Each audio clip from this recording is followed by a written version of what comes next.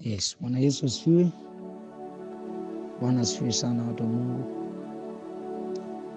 Naam, tuna wakati mzuri leo wa kujifunza somo ambalo Mungu ametupa neema ya kujifunza siku ya leo kama familia ya Jarife leo all over the world ministry, na Mungu ametupa neema leo. Tuna somo zuri au kichwa kizuri cha somo ambacho kinasema imani ufunguo wa kutenda mambo makubwa. Imani ufunguo wa kutenda mambo makubwa, sehemu ya kwanza ya somo hili. Basi tutakuwa nami mtumishi wa Mungu Alfred Tadeo. Tutajifunza kwa pamoja kuanzia mwanzo mpaka mwisho wa somo hili kwa kadiri ya jinsi ambavyo Roho wa Mungu atatuongoza. Kitabu tutajifunza leo sana kuhusiana na maana ya imani, alafu tutakuwa na sehemu ya pili ya somo kwa siku nyingine. Somo kidogo lina urefu wake, japo Mungu atatusaidia namna nzuri ya kwenda nalo. Leo tutaangalia zaidi maana ya imani katika Biblia.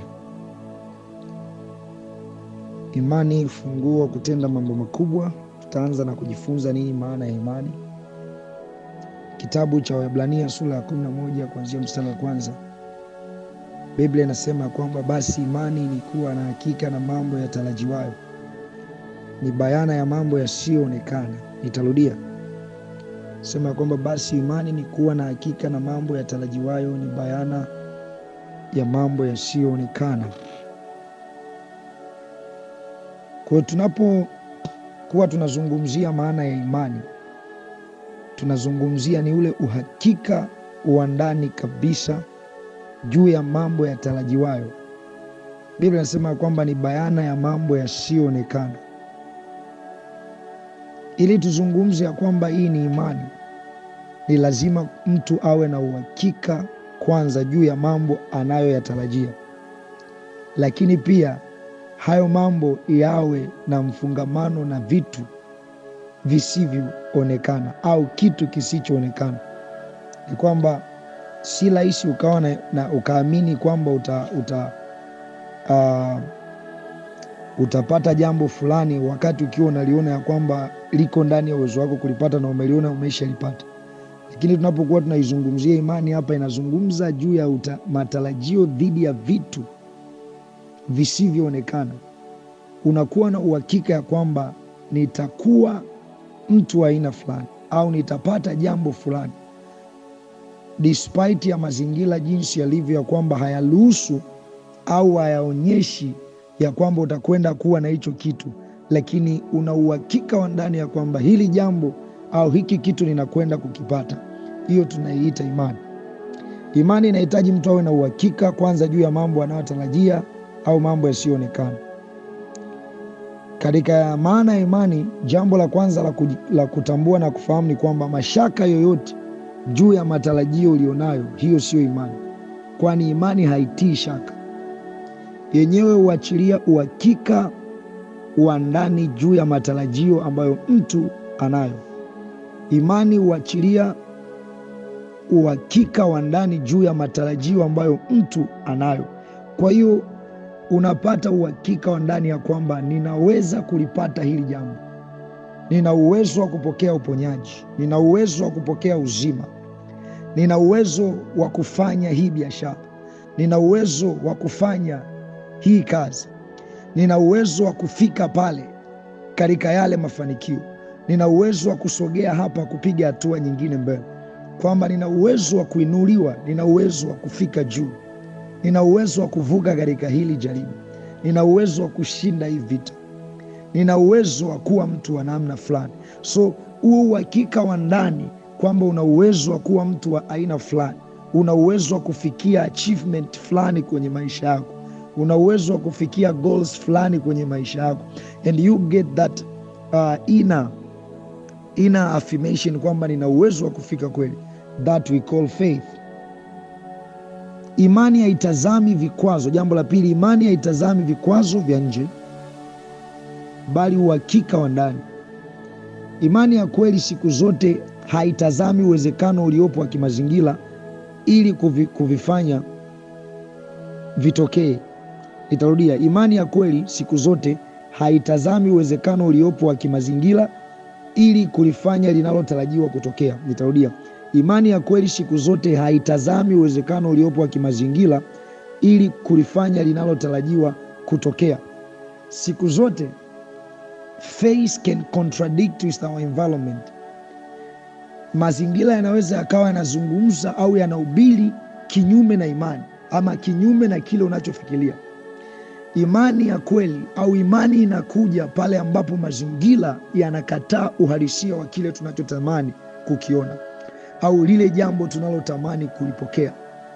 So most of the time mazingira yanaweza yakakataa, uwezekano unaweza ukakataa ya kwamba sisi hatuwezi kuwa watu wa namna fulani, hatuwezi kupiga hatua fulani, but because of faith, imani ni kama msingi unaotushikilia kuendelea kuyaamini yale ambayo kimsingi Mungu ametutazamisha kwamba tunaweza kuyafikia.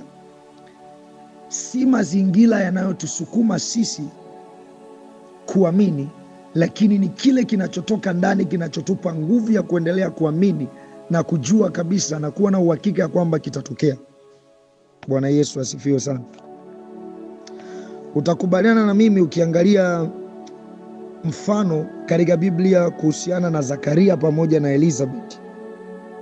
Kwenye kitabu cha Luka ile sura ya kwanza mstari wa kwanza mpaka mstari wa 20, sitausoma. Hii ni story inamzungumzia Zakaria pamoja na mke wake Elizabeth. Walikuwa hawana mtoto. Elizabeth amezeeka sana, lakini Zakaria pia amezeeka sana. Biblia inasema ya kwamba malaika wa Bwana akaja akampasha habari Zakaria kwamba asiogope, mkewe Elizabeth atachukua mimba, atazaa mtoto. Lakini ukiangalia katika hiyo habari au kusoma kile kitabu utagundua ya kwamba kuna vikwazo vya kimazingira ambavyo vilikuwepo. Kikwazo cha kwanza ulikuwa ni utasa wa Elizabeth, na kikwazo cha pili ulikuwa ni ukweli kwamba wote wawili ni wazee sana. Kwa hiyo hivi vitu vyote vilitosha kuwafanya wao wasiamini, lakini kwa sababu imani haiendani au haitegemei msukumo wa kimazingira au mazingira yaliyopo ili kufanya lile linalotarajiwa kutokea, these guys walipaswa kuendelea kuamini. Na kitu kilichotokea hata pale vikwazo vya kimazingira vilivyotaka kukwamisha huo muujiza usitokee, Biblia inasema kwamba malaika wa Bwana akamfanya Zakaria kuwa bubu. Kwa nini alimfanya kuwa bubu? Ili kusudi Zakaria azidi kuamini ya kwamba lile Mungu ambalo amelisema, despite ya umri waliokuwa nao, it is true that they are advanced in age, lakini Mungu amesema kwamba hili jambo litatokea, wawe na uhakika kwamba litatokea. Kwa hiyo mazingira, vikwazo vya kimazingira vilikuwepo, lakini havikuzuilia imani iliyokuwepo ndani ya wale watu kwamba kwa kuwa Mungu amesema na ameahidi, hili jambo litatokea. Kwa kuwa Mungu amesema na ameahidi, hili jambo linakwenda kutokea, ya kwamba nimezeeka, mke amezeeka, lakini kwa sababu Mungu amesema hili jambo linakwenda kutokea, basi nina uhakika linatokea. So what hold them ni ile imani au uhakika wa ndani wa lile jambo ambalo Mungu amelisema. Mazingira yamekataa, lakini ndani kabisa imani inawaambia kwamba this things is gonna happen, hili jambo linakwenda kutokea. Kwa hiyo wakazidi kuendelea kuamini. At the end of the time muujiza unakuja kutokea ya kwamba Elizabeth pamoja na Zakaria mtoto anapatikana, ambaye nilikuwa ni Yohana Mbatizaji. Why? It is because of that faith, uhakika wa ndani ambao ulikuwa unawasukuma wao kuendelea kuamini, ulifanya lile jambo alilokuwa akiendelea kuliamini na kulisubiria lipate kutokea. Mtu wa pili ukiangalia kwenye Biblia ambao pia walikutana na vikwazo vya kimazingira katika wakati wa kuamini au katika imani yao ni Ibrahim na Sara. Kwenye kitabu cha Mwanzo sura ya 15 mstari wa kwanza hadi wa 6, ukisoma pale unakutana na ahadi Mungu anampa Ibrahimu. Afu Ibrahimu mwenyewe ukiangalia vikwazo vya kimazingira ni kwanza, namba moja, Sara alikuwa tasa, lakini umri wa Ibrahim na Sara pia na wenyewe ni scenario inayofanana na ya kina Zakaria. Umri umeenda, it is not possible wao kupata mtoto, kwa sababu Sara amekoma katika desturi za wanawake. Ibrahim pia naye ni mzee, lakini isitoshe sio kukoma tu katika desturi ya wanawake, Sara alikuwa tasa. Hiyo ilikuwa ni condition, tunasema ilikuwa hiyo ni reproductive disorders, kwamba ana shida tu ya utasa tayari. Kwa hiyo kulikuwa hakuna uwezekano wa yeye kupata mtoto. Lakini despite of this environment obstacles, lakini kuna kitu kilichokuwa kinamsukuma Ibrahim kuendelea kuamini. Hicho kitu tunakiita uhakika wa ndani, ambao ndo matarajio ambayo mtu anakuwa nayo juu ya kile kitu ambacho kinakwenda kutokea.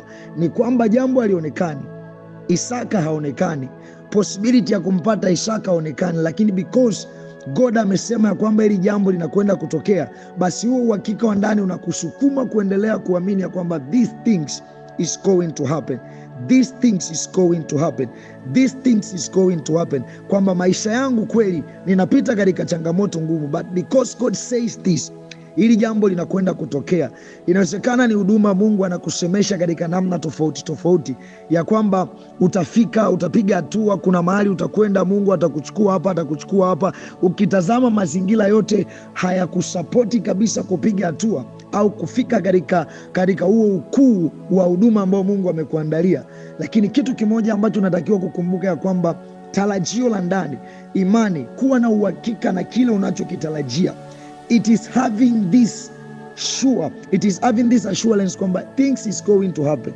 Una uhakika kwamba kweli nitafika. There is this promise ndani yako kwamba Mungu amesema jambo hili linatakiwa kutokea, so you hold of it. Unakishikilia kile ambacho Mungu amekisema, na unakuwa na uhakika ya kwamba hakika hili jambo linakwenda kutokea. Ni kweli mazingira yanakataa, ni kweli mazingira hayaruhusu, ni kweli mazingira ya support, but because God has said things is going to happen. Mungu anakwenda kukuinua. Mungu anakwenda kukufanya kuwa mtu wa aina fulani.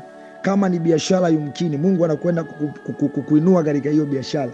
Inawezekana ni jambo lolote ambalo unalifanya, God is going to take you to another place, to another dimensions. Kwa nini? Kwa sababu you have that assurance ndani yako. Kwa hiyo hicho kinachokufanya kuwa na uhakika kwamba kuna mambo yatakwenda kutokea au kuna vitu vitakwenda kutokea, that is what we call faith. Hicho ndo tunachokiita imani. Bwana Yesu asifiwe sana. We were trying to explain about the meaning of faith, na ninafikiri at some point kuna kitu ambacho mtu umekipata. Mungu akubariki sana mtumishi wa Mungu. Tutakutana wakati mwingine ambapo tutaendelea kujifunza na kitu kingine ambacho Mungu atatupa. Barikiwa sana.